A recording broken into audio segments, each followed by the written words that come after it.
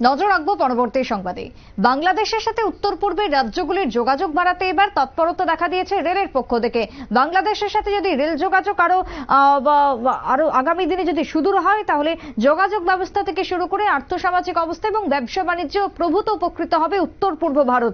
বাংলাদেশকে ছুঁয়ে রেলপথ তৈরি হলে উপকৃত হবে অসম, ত্রিপুরা, মিজোরাম, মেঘালয়ের যাত্রীরা। বাংলাদেশকে ছুঁয়ে 14টি নতুন রেলপথ করার ভাবনা রয়েছে ভারতের। কথা বলবো প্রতিনিধি বিপ্লব চন্দ্র রয়েছেন টেলিফোন লাইনে। বিপ্লব দা, বাংলাদেশের সাথে ভারতের রেল যোগাযোগ আজকের নয় বহুদিনের, এবং তারই সাথে নতুন এবার ভাবনা রয়েছে রেল দপ্তরের। ভারত এবং বাংলাদেশের রেলপথ সম্প্রসারণে কি জানতে পারছো?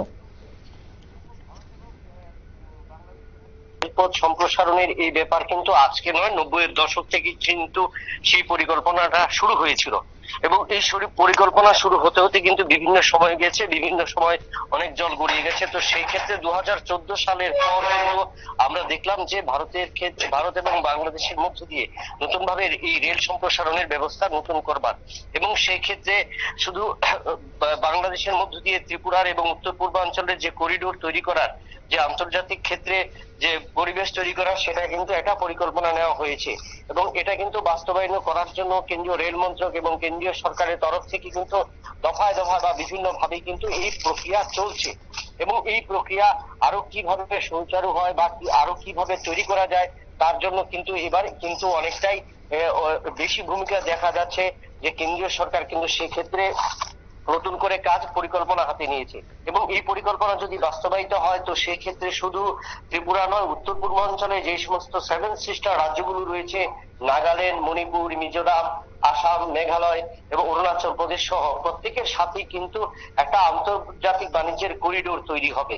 তবে এই ক্ষেত্রে করিডোর তৈরি হওয়ার যদি হয়, তো সেক্ষেত্রে অনেকটি রাজ্যের ক্ষেত্রেও কিন্তু আবার বাধা আসতে পারে, কারণ দীর্ঘদিন ধরে কিন্তু যে পরিকল্পনাটা ছিল, যে পরিকল্পনাটা রয়েছে, এবং এর ক্ষেত্রে আন্তর্জাতিক বাণিজ্য ক্ষেত্রে যে লাভ হবে সেটা কিন্তু বলা যায়। তবে কতটুকু হবে বা স্বাধীনতার এতদিন পর এই পরিকল্পনা বাস্তবায়নের ক্ষেত্রে কতটুকু লাভবান হবে, সেটা কিন্তু বলা যাবে কেন্দ্রীয় সরকারের উপর বা রেল মন্ত্রকের উপর।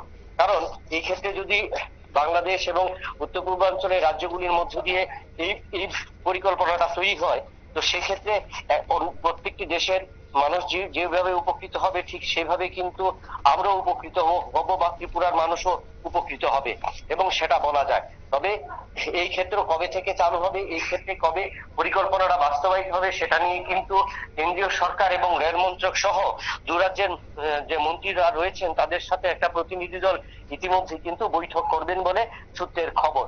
তো এটা বলা যায় যে উত্তর পূর্বাঞ্চলের সহ প্রত্যেক রাজ্যের মধ্যে নতুন করিডোর এবং আন্তর্জাতিক বাণিজ্যের যদি সুচারু বা ফলপ্রসূ করতে হয়, তাহলে কিন্তু উভয় দেশের সুসম্পর্ক যেমন বাড়বে, তার পাশাপাশি কিন্তু আন্তর্জাতিক সীমান্ত বরাবর রেল চলাচল যদি শুরু হয়, সেক্ষেত্রে কিন্তু বহির শত্রুর আক্রমণের একটা কিন্তু পরিকল্পনা থাকছে, বা সেই ক্ষেত্রে বহিঃশত্রুরা প্রত্যেকটি রাজ্যের মধ্যে প্রবেশ করতে পারে, বা অনুপ্রবেশকারীরা যে প্রবেশের ক্ষেত্রেও কিন্তু একটা বাধা তৈরি হতে পারে। তো এটার দিক দিয়ে কিন্তু বলা যায় যে উভয় দেশের রাষ্ট্র প্রধানদের মধ্যে, উভয় দেশের সেনাবাহিনীর মধ্যে, উভয় পক্ষের নিরাপত্তা বাহিনীর মধ্যে কিন্তু একটা যোগসূত্র থাকতে হবে, কি কি নিয়ম, কোন কোন ক্রাইটেরিয়া সেটা হবে। এবং এটা বলা যাবে যে আন্তর্জাতিক করিডোর হিসেবে এই উত্তর পূর্বাঞ্চলের ডেভেলপমেন্টের ক্ষেত্রে যে স্বাধীনতা 1947 সালের পর আজ 2024, এত বছর পরে উত্তর পূর্বাঞ্চল এখনো ব্যাকওয়ার্ড রয়েছে, সেই জায়গায় কিন্তু একটা ডেভেলপমেন্ট বা নতুন চিত্র বা নতুন পরিবেশ লক্ষ্য করা যাবে বলে কিন্তু সেটা আশা করা যাচ্ছে। সুপ্রীতি, একেবারে তাই। বিপ্লব দা, আরো একটা বিষয়, যে এই যে বাংলাদেশের সাথে ত্রিপুরার যে রেল যোগাযোগ নিশ্চিন্তপুর থেকে হওয়ার কথা, এবং যেটা বারবারই উদ্বোধন হওয়ার প্রহর গুনছে, কিন্তু এখনো পর্যন্ত উদ্বোধন হচ্ছে না, এই রেল যোগাযোগটা কবে থেকে চালু হতে পারে বলে মনে হয়?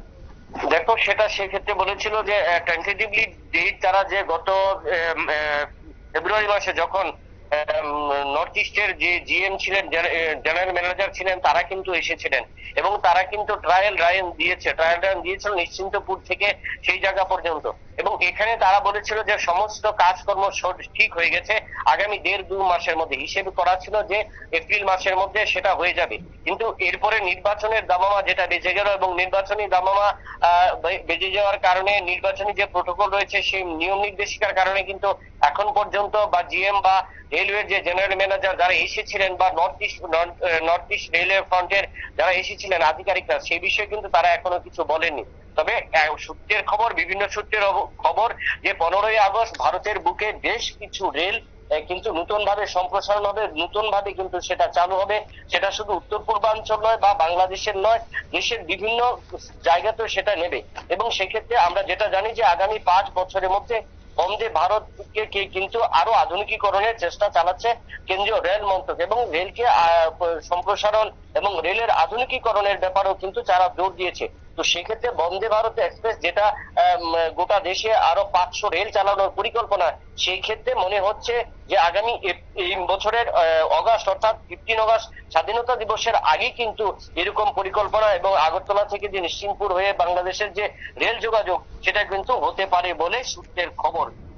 একেবারে তাই। ধন্যবাদ বিপ্লব দা তোমায়। অর্থাৎ রেল যোগাযোগকে কেন্দ্র করে একের পর এক প্রশ্ন কবে থেকে চালু হবে, তবে খুব সম্ভবত চলতি বছরেই শুরু হয়ে যাবে নিশ্চিন্তপুরের সাথে আগরতলা রেল যোগাযোগ। অন্যদিকে ভারতের সাথে বাংলাদেশের আরো 14টি নতুন লাইন শুরু করার ভাবনা চিন্তা রয়েছে ভারত সরকারের, এবং বাংলাদেশ সরকারের উভয়ের পক্ষেই এই রেল চলাচল শুরু হলে উপকৃত হবে উত্তর পূর্ব ভারত, সে কথাই মনে করছে বিভিন্ন মহল। ছোট্ট বিরতির পর ফিরবো, সঙ্গে থাকুন।